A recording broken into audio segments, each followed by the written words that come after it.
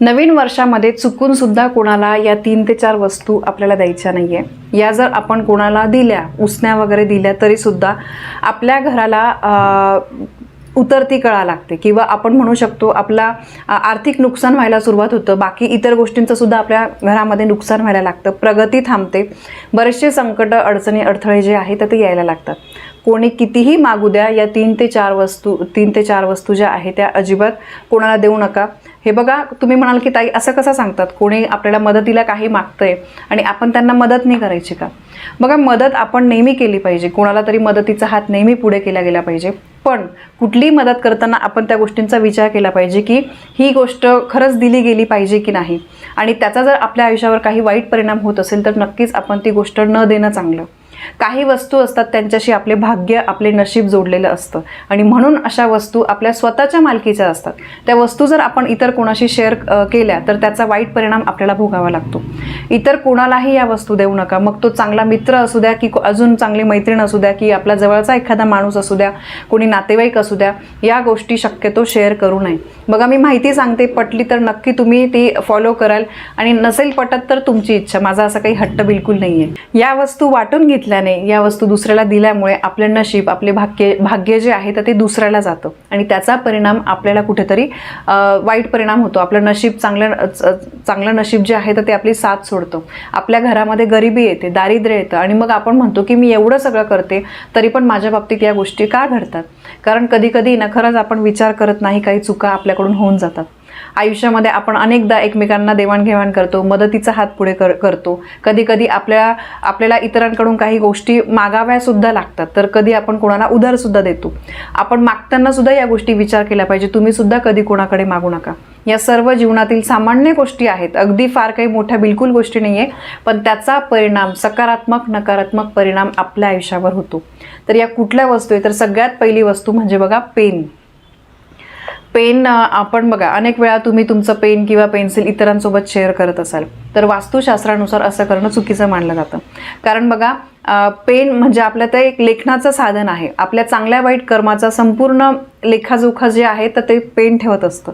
त्यामुळे जर कोणाकडून तुम्ही पेन पेन्सिल मागितली असेल तर काम पूर्ण झाल्यावर ते लगेच परत करा. असंच तुम्ही ठेवून घेऊ नका.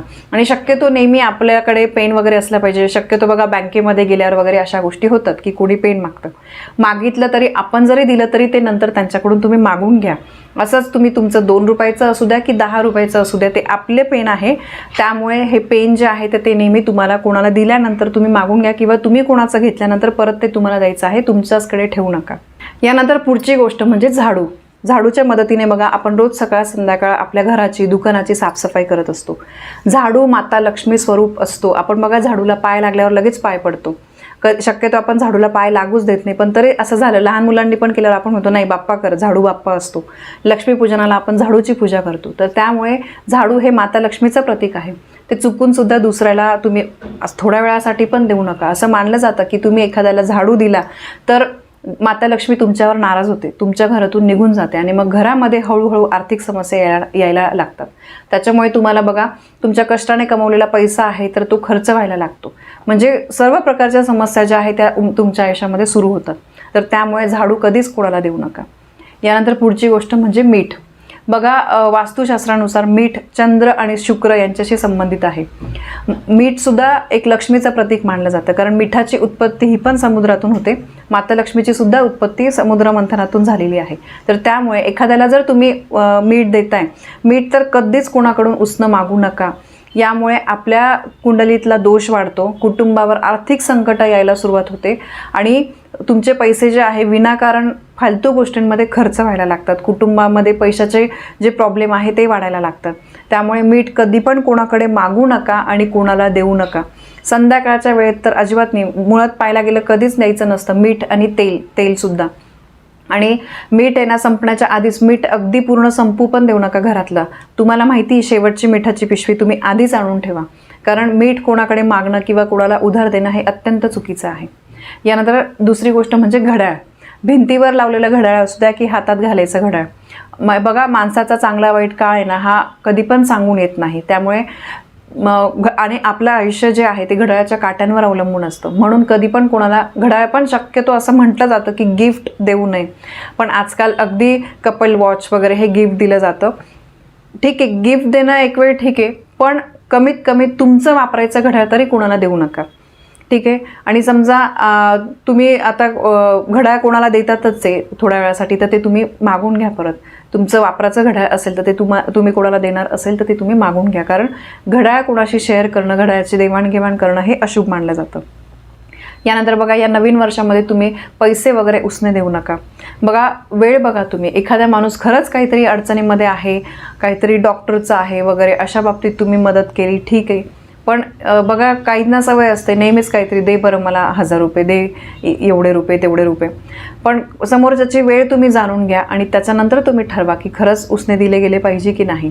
कारण बघा, पैसा हा माता लक्ष्मी स्वरूप असतो. आपण कष्टाने आपले पैसे कमवतो. ठीक आहे.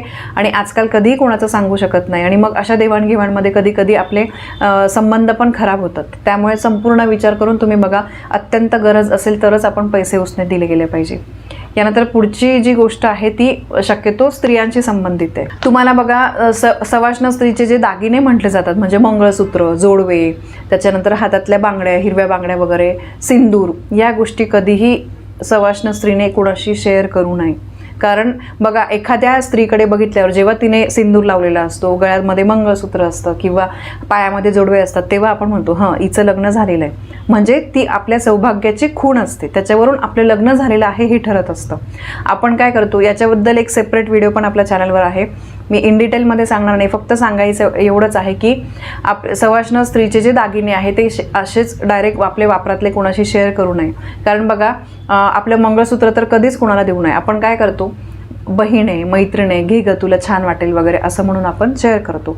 पण सवाष्ण स्त्रीने तिचे जे सौभाग्याचे अलंकार आहे ते शेअर करू नये. यामुळे पती पत्नीच्या नात्यामध्ये दुरावा निर्माण होतो, त्यांच्यामधलं प्रेम कमी होतं असं म्हटलं जातं. तर त्यामुळे या एका गोष्टीची पण काळजी घ्यायची आहे.